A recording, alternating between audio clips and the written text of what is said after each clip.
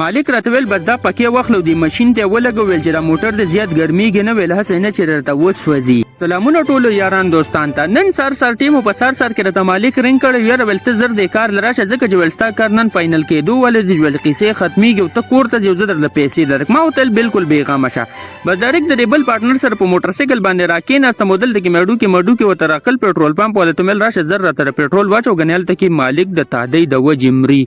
اگر ته ول چې مودل د غنن کار فائنل کېږي وغدون اتن راغسته د لګ چې دویم وادي نو بس اگر ته ول صحیح ټینشن ماخله پېټرول مې واچو ډایرکټ روان شوم د مالک د کور په طرفو چې شیرګل تر ورسېدم نو تاسو لیدې شئ چې سار ټیم د رش پکې دومره زیات خو نشته دی ولې چې بدون سار کې څوک نه راوتی بسونه سار کې چې مونږه کار ل روان شو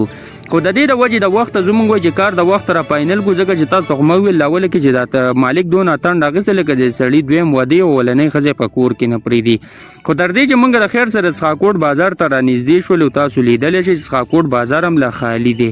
خو ما د بل پارټنر ډول خپ سور باندې زم مالک به رنگونه کوي پاغي باندې ټینشن مال خپل کار لا خپ سور باندې لاړ شه اسم نن کار فائنل کېدو ول خیر سره کار ول فائنل کو بس بل پارټنر مې زه د درګي بازار نه دی خو ته کوس کوم ډایرکټ د مالک د کور خو ترالم چې کومه غره تختو پول ډیر زیات او ډیر خوندور او ډیر پخکولي ځای کې دی بس د مالک کور ته چې کله د محلي ته را داخل شوم نو تاسو لیدئ چې هغه مخامخ د مالک کور دی د مخ خوا کې وسره درونو کورونه دي بس ډایرکټ د مالک کار لراله مودل د میجر په مراجع ماشين مې نظر پریو د زما درغړی چې کوم ماشين دغه ته زر راجاوم دلته کې ولاړ دی بس تار مې ته خپ سور باندې را کولاو کو ما ویل چې زکار شروع کوم بس د ماشين کنیکشن یار سم ور په خپل مې ماشين سٹارټ کو ځکه چې بل کس خورا سره ونه بل پارټنر مې وغه بل زته کار لته خو په خوشحالي سره مې کار کوو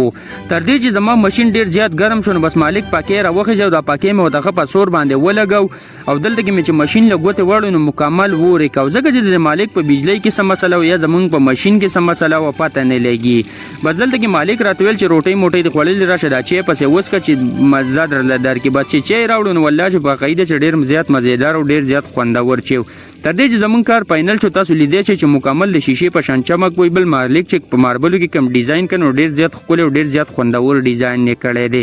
نو بس تر دې چې موږ دا غزنه چوټي وکړلو بار محلي ترو د مالک محله غونډه رینځلې و تختو پول خو ترالو مال چې لګ ویډیو ته وکم چې ډیر زیات خپل او ډیر زیات خوندور ښکارېدو بس د پارټنر مې راتول چې یاره خېج ځات چې زوک کورته بداغه دنه ډایرکټ وروته تاسو لیدل شي چې موږ رسخاکوټ د بازار نه مطلب را نږدې یو وته بس تر دې چې موږ د خیر خپل کلی ته ورسېدو نو ما ول زبدل خپل ویلاګز ختم کوم ملاویګو پر روان ویلاګز کې دی ویډیو سره لازمي لایک